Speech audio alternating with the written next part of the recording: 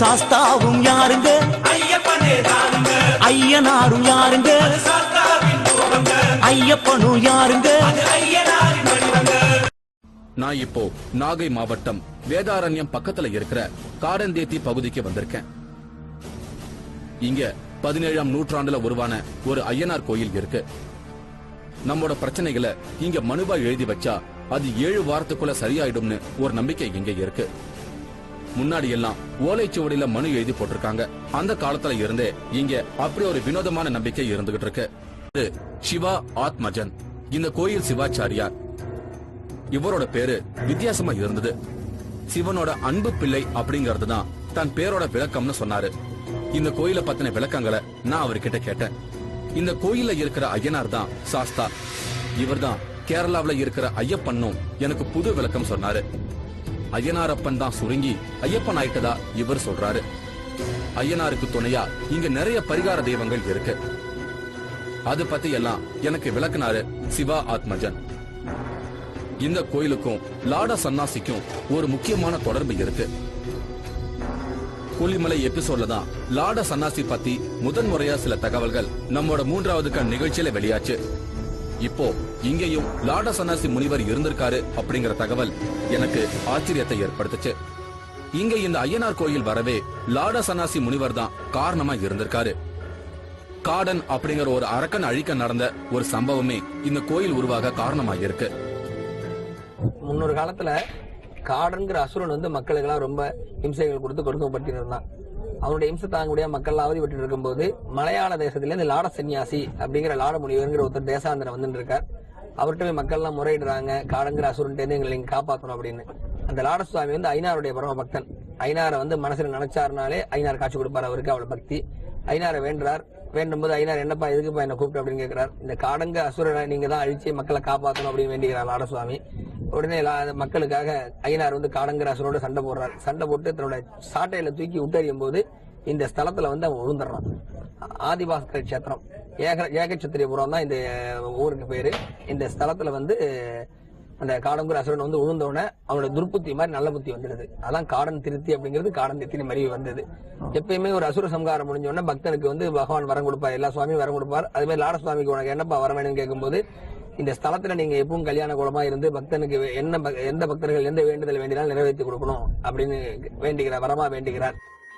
இப்போ இந்த கோயில்ல ஐயனாருக்கு இணையா லாட சன்னாசிக்கும் வழிபாடுகள் நடக்கிறதா எனக்கு சிவா ஆத்மஜன் சொன்னது ஒரு ஆச்சரியமான தகவலா இருந்தது. லாட சன்னாசி முனிவரோட வேண்டுதல் தான் இன்னைக்கும் இங்க வந்து யாரு வேண்டுதல் வச்சாலும் அது உடனே நிறைவேற காரணமா இருக்கிறதா சொல்லப்படுது. அந்த லாட சுவாமிக்கு தெரியணும் அப்படிங்கறது அவரை சாட்சியா வச்சுட்டு அவரையே தன்னுடைய ஆசனத்துல உட்கார வச்சிருக்காரு. பக்தனுக்கும் சம உரிமை கொடுத்து சம ஆசனத்துல உட்கார வச்சிருக்காருங்க. லாட சுவாமின்னு தனியா சிரசம் மட்டும் இருக்கும் பாத்தீங்கன்னா ஐயனாருடைய பக்தனையும் சம சீட்ல உட்காந்துருக்காரு. தான் சீட்ல பக்தனையும் உட்கார வச்சு பக்தனுடைய கஷ்டத்தை தான் கஷ்டம் மாதிரி ஏத்து போக்குறாரு அப்படின்னு ஐதீகம். நான் இங்க மதுரை வீரன், பெரியாச்சி அம்மன், ஞானமுனி, வேதமுனி இப்படி பல தெய்வங்கள் இருக்கு. தூண்டிக்கார சுவாமின்னு பேரு. குபேரனுடைய மகன் தான் மதுரை வீரன். ஐனாருடைய பிரதான சேவகர் இவர் தான். ஐனாருக்கு அப்புறம் எல்லா பூஜையும் இவருக்கு தான். இவர் மகாகாலன் பேரு. அதாவது சபரிமலை உள்ள ஐயப்பன் இவரோட அவதாரம் அப்படிங்கிறதுக்கு இவர் தான் சான்று. இது ஒவ்வொன்னுக்கும் ஒரு ஸ்பெஷாலிட்டி இருக்கிறதா எனக்கு விளக்குனாரு சிவா ஆத்மஜன். மெயின் பூர்ணாபத்தோட கல்யாணம் கொடுத்த சாஸ்தா இருக்கார். ஐயனார் ஆதீனமலையார்னு பேரு. அவருடைய பரிவார தெய்வங்கள் மதுரை வீரன், பெரியாட்சி அம்மன், வேதமுனீஸ்வரர், ஞானமுனீஸ்வரர், தூண்டிக்காரன், மகாகாலன் இப்படின்னு பரிவார தெய்வங்கள்லாம் இருக்கு. ஐயனார் ஆர்டர் போடுவார். அது மதுரை வீரன் எல்லாருக்கும் செய்து கொடுப்பார். ஐயனார் உள்ள ஐயனார் நம்ம கோரிக்கையை சமர்ப்பித்தோம் அப்படின்னா ஐயனாருடைய ஆர்டரை வாங்கிட்டு மதுரை வீரன்கிற சுவாமி தான் எல்லாத்தையும் நிறைவேற்றி கொடுப்பார். அதே மாதிரி எதிரி தொல்லைகள் நிவர்த்தி ஆகிறது, ஏவல் பில்லு சுண்ணின் திருஷ்டி இதே மாதிரி போன்ற செய்வனைகள் போன்ற குறைபாடு நிவர்த்தி ஆகுது. எல்லாமே இங்க ஃபேமஸ்.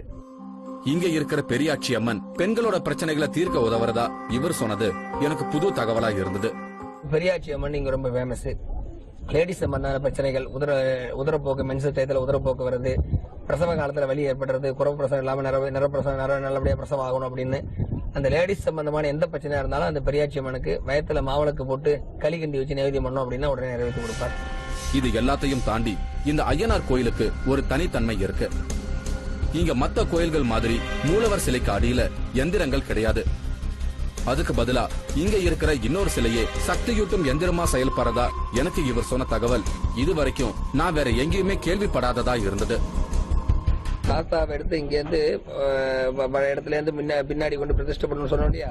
பிரதிஷ்டை பண்ணும்போது ஐநாருக்கு அடியில ஒரு சுவாமி கும்பாபிஷேகம் பண்ணும்போது சுவாமி கடையில் யந்திரம் வைப்பாங்க. அந்த காலத்துல சுவாமியை வில்வமரத்தடி எடுத்து மூலஸ்தானம் கட்டி உள்ள கொண்டு வைக்கிறதுக்கு போது சுவாமி எடுக்கும் போது அது கீழே யந்திர தேவதைன்னு ஒரு சுவாமியா இருந்திருக்கு. கருங்கல் விக்கிரகம் ஒண்ணு இருந்திருக்கு. அப்ப எங்க தாத்தாக்கு மலையாளம் தெரியாது. அந்த தாத்தா வெளியே மலையாளம் சொல்லி எனக்கு இந்த எந்திரத்தை எனக்கு கீழே எந்திரம்லாம் வைக்க கூடாது, என் சுவாமி எனக்கு கீழே வைக்க வேணாம், தனியா எடுத்து பிரதிஷ்டை பண்ணுங்க, நீங்க எந்திரம் பண்ணி மந்திரத்தை உச்சாரணம் பண்ணிலாம் எனக்கு நீங்க பவரை கொடுக்கணும், சக்தியை கொடுக்கணும் தேவை கிடையாது, எனக்கு இயற்கையாவே சக்தி இருக்கு, நீங்க ஆத்மார்த்தம் பூஜை மட்டும் பண்ணா போறோம் அப்படின்னு மலையாளத்தை சொல்லியிருக்காரு சுவாமி. ஒரு வழிபட்டேன். இப்படி எந்த பிரச்சனையா இருந்தாலும் இங்க மனு எழுதி வேண்டிக்கிட்டா அது 7 வாரத்துல நிறைவேறும் அப்படிங்கறதால தான் ஏராளமானவங்க இங்க போறாங்க. 17ஆம் நூற்றாண்டுல ஓலைச்சுவடியில எழுதி வச்சு வேண்டியிருக்காங்க. இப்ப எல்லாரும் பேப்பர்ல எழுதி வச்சு வேண்டிக்கிறாங்க. காலங்கள் மாறினாலும் காட்சிகள் மாறல. நம்பிக்கைகள் நூற்றாண்டுகளை கடந்தும் இன்னும் இந்த இடத்துல அதே சக்தியோட இருக்கிறத நினைச்சு பிரமிப்போட நான் அங்கிருந்து புறப்பட்டேன். வேற ஒரு வித்தியாசமான அனுபவத்தோட மீண்டும் நான் உங்களை சந்திக்கிறேன். அதுவரை உங்களிடமிருந்து விடை பெறுகிறேன். நமோ நமோ மாதா, நமோ நமோ சாஸ்தா, ஏகக்ஷத்ரிய புராதீஷம் அபீஷ்ட வரதாயகம் யதாரூடம் மகம் வந்தே சாஸ்தாரம் மம குலதீவதம் மம ஹிருதி நிவசது சாஸ்தா சதா மம ஹிருதி நிவசது சாஸ்தா. ஓம் ஸ்ரீ மகாசாஸ்திரே நமோ நமஹ.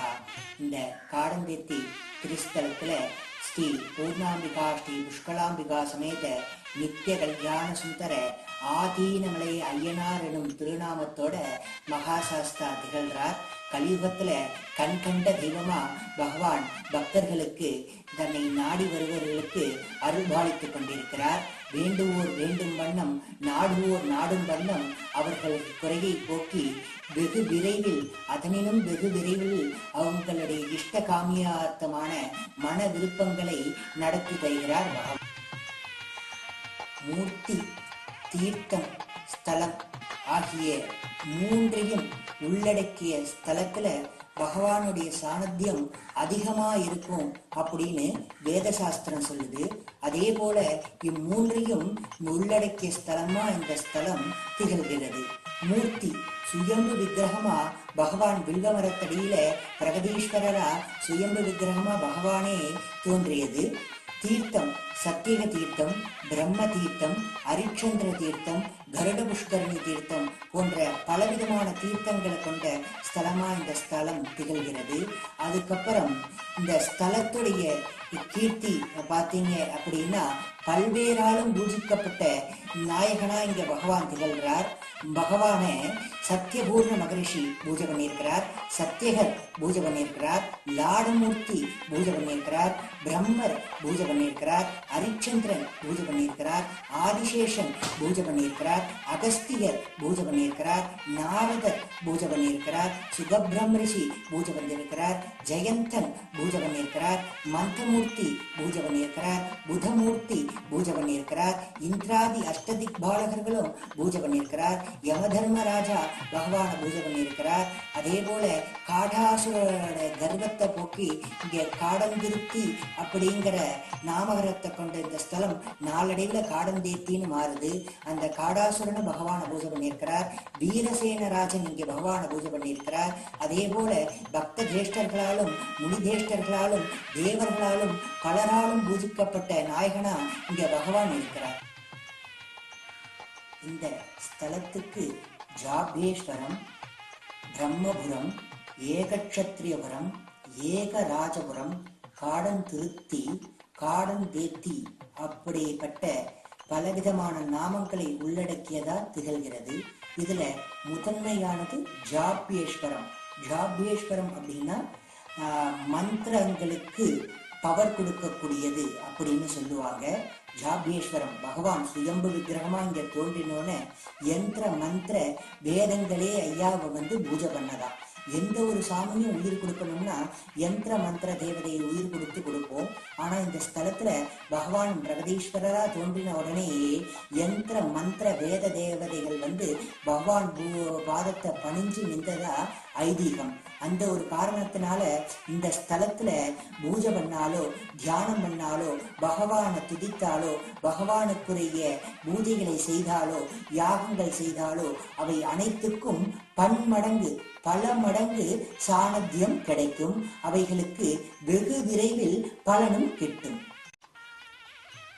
கலியுகத்துல கஷ்டங்கள் அதிகமா நேரிடும். கஷ்டப்படுறது நம்ம தலையெழுத்தும்போ அந்த தலையெழுத்தையே மாற்றக்கூடிய ஸ்தலமா இந்த ஸ்தலம் திகழ்கிறது. அதற்கு காரணம் பிரம்மதேவர் இங்க பகவான் மகாசாஸ்தா பூஜை பண்ணியிருக்கிறார்.